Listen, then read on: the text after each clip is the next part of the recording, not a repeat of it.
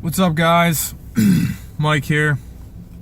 So, today I just wanted to discuss something that's been on my mind for a while. It's something that helped me really on my journey to where I'm at, and it's had significant changes in my life from when I really understood this simple processing of my life. So for those of you that are into this type of thing, that are on the same journey as me, these words will actually filter into your mind.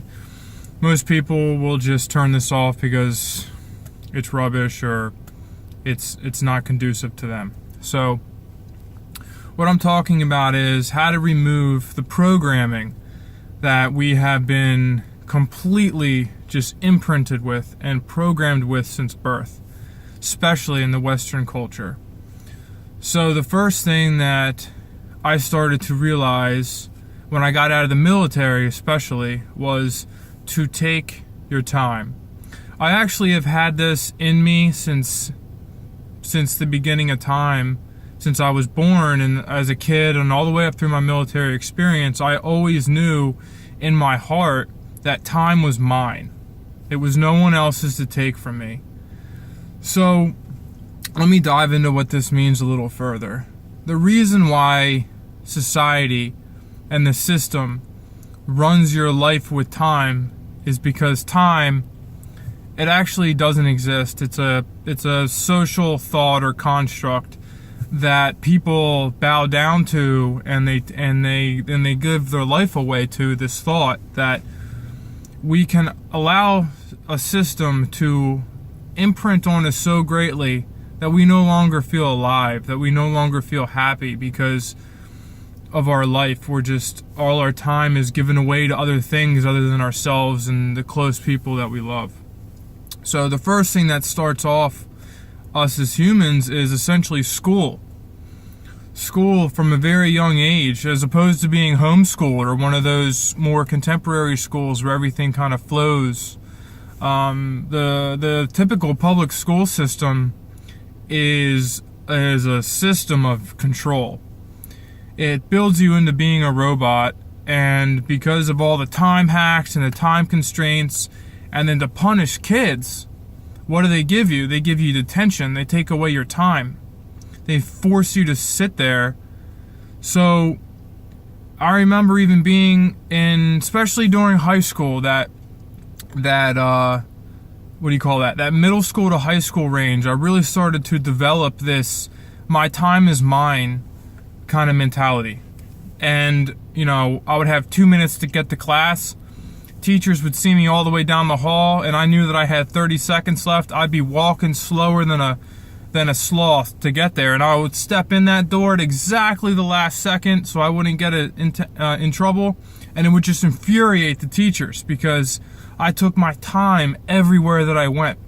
Without really knowing what I was doing, I was holding my own inside my heart.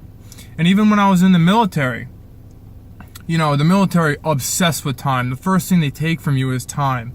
They take so much more from you than just time as a human being, but time is the foundation of who you are. It's really what we can do with our life. And the military strips you of that, completely strips you of that, and that's how we're molded to be robots that we are. Do as I say and not as I do, essentially, is the motto of the military. So with this environment that I was in coming out of the military, I realized when I came out into the world, I had to learn to truly come back to that in my heart, taking my time for everything. And taking your time doesn't mean you're walking around like a slow sloth, like I was just talking about. Taking your time is a mentality of controlling your own energy within your mind.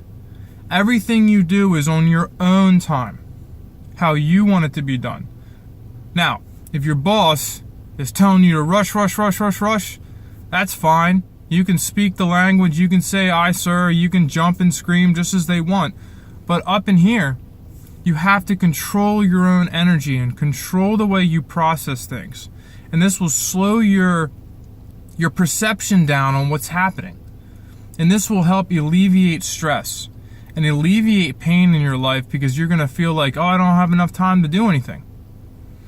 The reason that we feel we don't have enough time is because our own energies cannot withstand what's on our plate. It's like if we have a hand and there's a plate holding all the things in our life, our hand is weak, so we're always going to be knocking stuff off. But if we strengthen our support structures of our own existence, everything in our life is going to flourish. So what I mean by this is, by controlling our mind and how we process things, we're going to do everything more efficiently and more with a sense of ease. And it all starts in your mind, but it all comes from your heart, because our mind is attached to our ego, and it's based on this reality.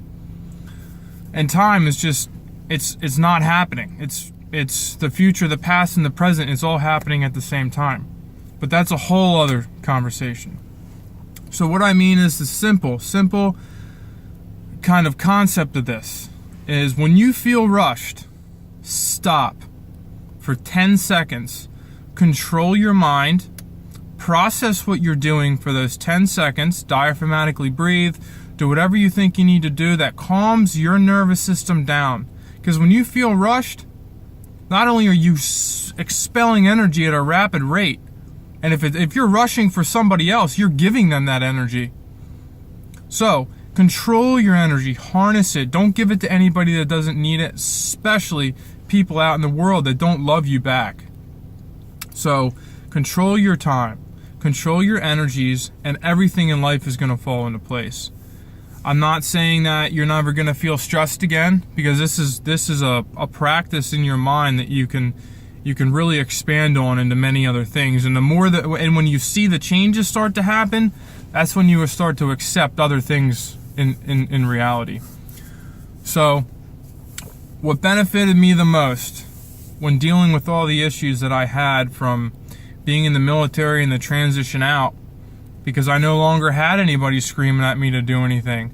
I no longer had any of that, but I still felt rushed, stressed, and anxiety was a huge plague of my life.